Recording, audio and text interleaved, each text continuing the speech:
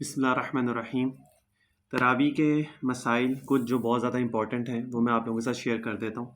سارے مسائل تو بہت زیادہ لمبی ویڈیو ہو جاتی ہے، تو اگر کسی کا کوئی اور مسئلہ ہو تو وہ مجھ سے الگ سے نیچے کمنٹ باکس میں میسج کر کے پوچھ سکتا ہے، یا کہیں پر بھی انسٹاگرام پہ، فیس بک پہ، کہیں پر بھی اور پوچھ سکتا ہے اگر کوئی اور مسئلہ ہے تو یا میں آپ لوگوں کے ساتھ کچھ امپورٹنٹ جو مسئلے ہیں تراویح کے حساب سے وہ میں آپ لوگوں کے ساتھ شیئر کر رہا ہوں، ٹھیک ہے۔ سب سے پہلے میری طرف سے سب کو رمضان مبارک، اور کوشش کریں کہ رمضان کو اچھے طریقے سے گزاریں، جتنی زیادہ عبادات ہو سکتی ہیں کریں، وقت بالکل ضائع مت کریں، ٹی وی، انٹرنیٹ، دوسری چیزوں میں وقت اپنا ضائع مت کریں۔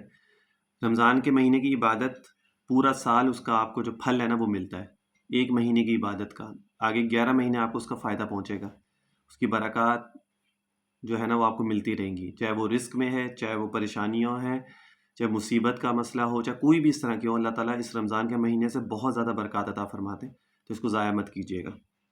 رمضان مبارک میں عشاء کی نماز کے بعد جو ہے سنت پڑھنے کے بعد 20 رکعت نماز تراویح پڑھنا جو ہے وہ سنت ہے، سنت موقدہ ہے۔ سنت موقدہ وہ ہوتی ہے کہ جس کا پڑھنا ضروری ہے، چھوڑیں گے تو گناہ ہے۔ اچھا، پہلا مسئلہ اس کے اندر یہ ہے، میں بتا دیتا ہوں آپ کو، تراویح کی جماعت سنت الگ کفایہ ہے۔ اگر محلے کی مسجد میں تراویح کی جماعت ہوتی ہو اور کوئی شخص علیحدہ اپنے گھر میں نماز تراویح پڑھ لے تو سنت ادا ہو جائے گی۔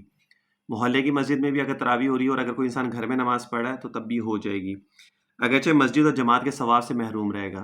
ظاہر سی بات ہے، جو چیزیں مسجد میں جا کے نماز پڑھنے کا زیادہ ثواب ہے، تو اور اگر وہی انسان اگر گھر میں، جیسے فرض نماز ہے، مسجد جماعت سے پڑھنے میں زیادہ ثواب ہے، گھر میں پڑھے گا تو نماز تو ہو جاتی ہے لیکن اس میں ثواب میں کمی ہو جاتی ہے۔ اسی طرح تراویح کا بھی یہی مسئلہ ہے۔ اگر محلے میں بھی جماعت نہ ہوئی تو سب کے سب سنت چھوڑنے پر گناہ گار ہوں گے۔ اگر محلے کی مسجد میں بھی کوئی تراویح نہیں پڑھاتا تو پھر اس کے اندر سب کے سب گناہ گار ہوں گے۔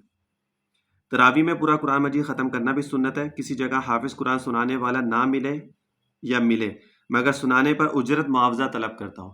تراویح میں ایک تو پورا قرآن سنانا سنت ہے، اور اگر کوئی آپ کو حافظ ایسا مل رہا ہے جو اجرت پہ پڑھانا چاہتا ہے، کہتے ہیں میں پیسے لوں گا یا میں یہ چیز لوں گا، کوئی بھی طے کرنا چاہ رہا ہے اور پھر میں یہ قرآن سناؤں گا، تو پھر آپ اس کے پیچھے نماز نہ پڑھیں، ٹھیک ہے، پھر آپ اپنی گھر میں پڑھ لیں، وہ سب سے بہتر ہے۔ اور یہ لینا دینا جو ہے نا یہ بھی حرام ہے۔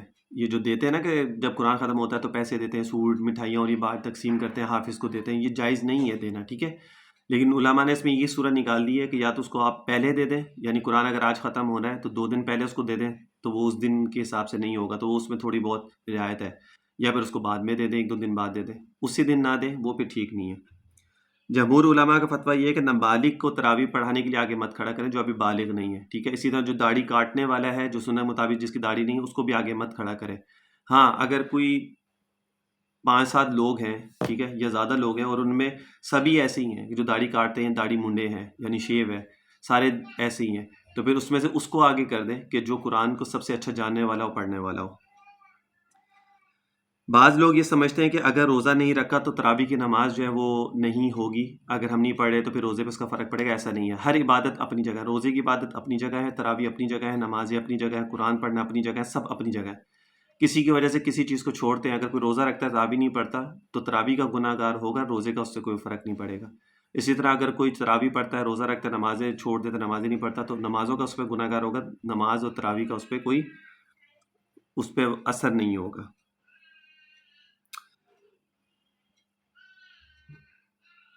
اچھا، اگلا مسئلہ اس کے اندر تنبیہ، پہلے یہ مکمل رمضان مبارک میں 20 رکعت پڑھنا الگ سنت ہے، اور تراویح میں قرآن ختم کرنا الگ سنت ہے۔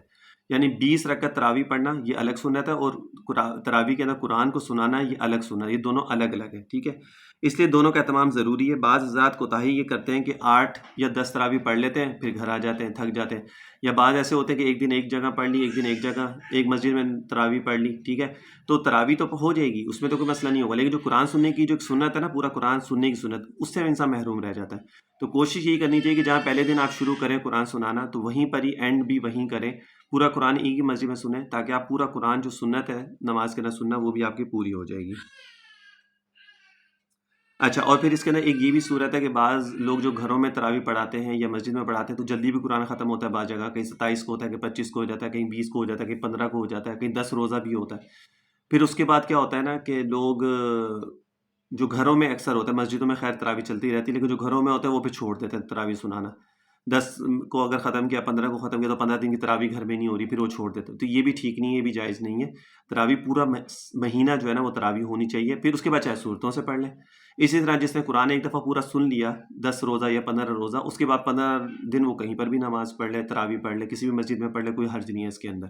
صورتوں سے چاہے پڑھ لے، اس میں بھی کوئی حرج نہیں ہے، ٹھیک ہے، لیکن ایک دفعہ قرآن سنیں تو بہتر ہو جاتا ہے۔ اچھا، اگلا مسئلہ، اگر کسی جگہ گھر پر تراویح میں قرآن کریم سنانے کی ترغیب ہو تو انہیں بھی عشاء کی نماز جماعت کے ساتھ مسجد میں پڑھنی چاہیے۔ مسجد میں نماز پڑھیں اور پھر گھر آ جاؤ، پھر اپنی تراویح پڑھیں، اگر گھر میں قرآن سنانے کی کوئی ترتیب ہے تو، ٹھیک ہے۔ گھر میں نمازیں پڑھائیں، کیونکہ جماعت کے ساتھ رمضان میں نماز پڑھنے کا بہت زیادہ اجر ہے، اس کو ضائع مت کریں۔ اچھا، ہر تراویح کے بعد جو ہے نا وہ دعا 4 رکعت کے بعد اتنی دیر بیٹھنا کہ جتنی دیر آپ نے 4 رکعت پڑھی ہے تراویح میں، اتنی دیر بیٹھنا مستحب ہے، ٹھیک ہے۔ پھر اس کے بعد جو ہے نا ایک ہی دعا جو ہے وہ سارے کوشش کرتے ہیں کہ وہ بھی پڑھیں، سبحان ذی الملک والملکوت، جو تراویح کی دعا ہے، یہ سنت نہیں ہے، ٹھیک ہے، یہ دعا ہے لیکن سنت نہیں ہے۔ آپ کوئی بھی دعا اس کے اندر جو ہے وہ پڑھ سکتے ہیں، مخصوص کوئی دعا اس کے اندر نہیں۔ آپ تیسرا کلمہ بھی پڑھ سکتے ہیں، آپ یہ دعا بھی پڑھ سکتے ہیں، کوئی بھی پڑھ سکتے ہیں۔ اکثر جگہ جو دعا پڑھی جاتی ہے وہ یہ ہے، سبحان ذی الملک والملکوت۔ یہ دعا پڑھنا جائز ہے لیکن مسنون نہیں ہے، یعنی سنت نہیں ہے، لہٰذا اسے سنت خیال کرنا یا بلند آواز سے پڑھنا یہ بھی درست نہیں ہے کہ اونچی آواز میں پڑھنا۔ آپ کوئی بھی پڑھ سکتے ہیں، جس کو جو آتی ہے وہ پڑھ سکتے ہیں۔ خواتین کے لیے مسجد میں تراویح پڑھنا جو ہے یا گھر میں پڑھیں، گھر میں پڑھنا جو ان کے لیے افضل ہے، اور جو بھی ان کو صورت آخر کی آتی ہیں وہ تراویح کے اندر وہ پڑھ سکتی ہیں۔